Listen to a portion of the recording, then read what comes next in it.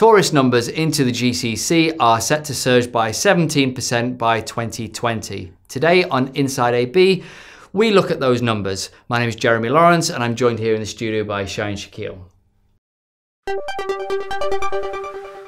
Shane, new report out by Colliers and it breaks it down into 17%.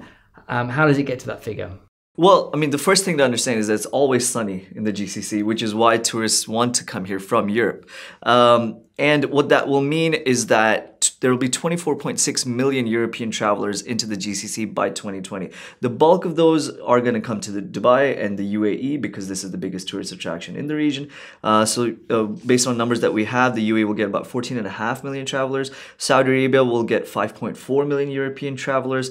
And Oman is also going to be an up-and-coming contender for the tourism market, 2.21 million travelers by 2020.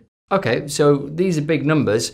How are the airlines preparing for this growth? Well, they're obviously going to be packed to capacity, but they're also increasing frequencies and, more flights to these destinations in Europe. Emirates is now opening a second route into London through the airport at Stansted. Fly Dubai is going to fly to Krakow in Poland, which will allow it to tap into Eastern Europe and Central Europe.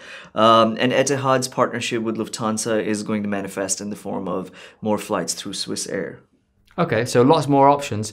And I believe they're also going to tap into some of the more middle-income countries in Europe as well. Absolutely. I mean, as these airlines continue to tap into, places like Sarajevo, Latvia, you will see a lot of, not just millennials, but middle-income country tourists coming into the region. What that'll mean is that we are about to see an even bigger growth in 3- and 4-star hotels in the region. So, for instance, the Aloft just opened on the Palm. Now, the Palm is a very high-end, upscale destination in Dubai, but there are a lot of people from all over the world that want to experience it and be able to afford staying on the Palm. The Aloft gives them that option, and we're going to see a lot of this all over the GCC, especially in Saudi Arabia. Yeah, and Jumeirah, of course, have just opened a 3-star hotel, which is their first. Absolutely, just one of many to come. Okay, so from hotels to airlines, what more budget-friendly options are we going to have aside from the Emirates and Etihads of this world? Well, we have Norwegian Airlines flying into Dubai.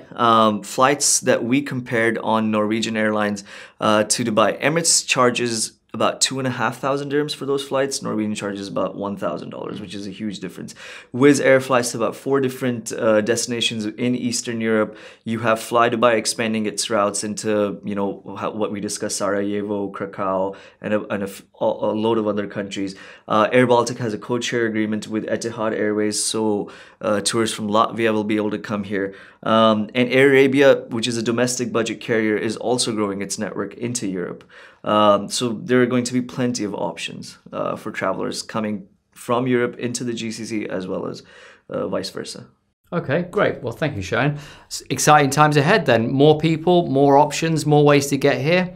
We'll keep you posted on how that all unfolds. You've been watching Inside AB. Please do join us every weekday at 10 a.m. and subscribe and share. We'll see you next time. Bye.